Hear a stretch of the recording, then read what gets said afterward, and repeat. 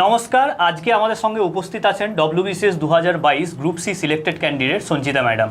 তার সঙ্গে তার পুরো পরিবার তার সঙ্গে আছেন।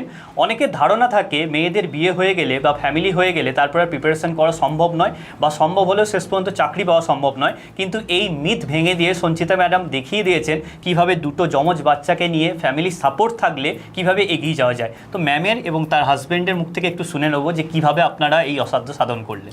একদমই, আমি সমস্ত অ্যাসপিরেন্টদের বলবো অসম্ভব বলে কিছু নেই, চেষ্টা চালিয়ে যেতে হবে। আর যদি ফ্যামিলির সাপোর্ট থাকে, বিশেষ করে আমার মতো এরকম সাপোর্টিভ হাজব্যান্ডের সাপোর্ট থাকে, তাহলে সব কিছু সম্ভব।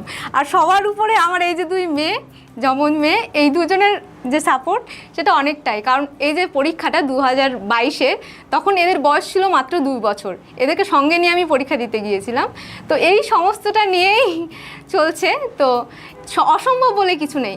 যারা ভাবছো যে বিয়ে হয়ে গেছে, আমি আর পড়তে পারবো না, তো তাদের ফ্যামিলি থেকে যদি সাপোর্ট থাকে এবং নিজের যদি ইচ্ছা শক্তি থাকে, তাহলে সমস্ত কিছু সম্ভব। স্যারের কাছ থেকে একটু শুনে নেবো যে কিভাবে ম্যামকে আপনি পড়ার সময় সাপোর্ট করেছেন, সেই ব্যাপারটা যদি একটু অডিয়েন্সদের বলুন। তার কারণ অনেক বিবাহিত মহিলা আছেন যারা হচ্ছে যে প্রিপারেশন নিচ্ছেন, তাদের হাজব্যান্ডরাও যেন দেখে কিছু শিখতে পারে যে কিভাবে তার ওয়াইফকে সাপোর্ট করা যায়। একদমই ঠিক বলেছেন সঞ্চিতা, এ বিষয়ে অনেক কিছুই বলেছে, ওই কথাগুলোই বলবো।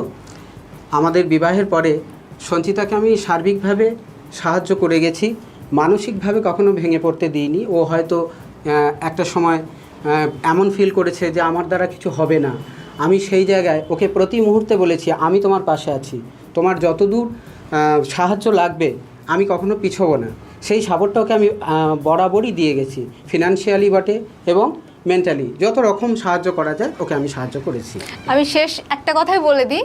তো আমাদের এদিকে ধারণা আছে, বিশেষ করে বলছি হাজব্যান্ডরা, মানে বিশেষ করে মেয়েদেরকে, ছেলেদেরকে বিদেশে পাঠিয়েও পড়াশোনা করাতে চান, কিন্তু ওনাদের স্ত্রীদেরকে যে অনেক দূর বেশি তাদেরকে পুরোপুরি স্বাধীনতা দিয়ে পড়াবেন, এই ব্যাপারটা একটু যেন সবাই টেনে নিয়েই বলি।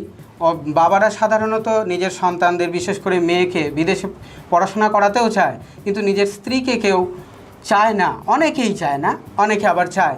সেই জায়গাটা কিন্তু আমার মধ্যে কখনোই ছিল না।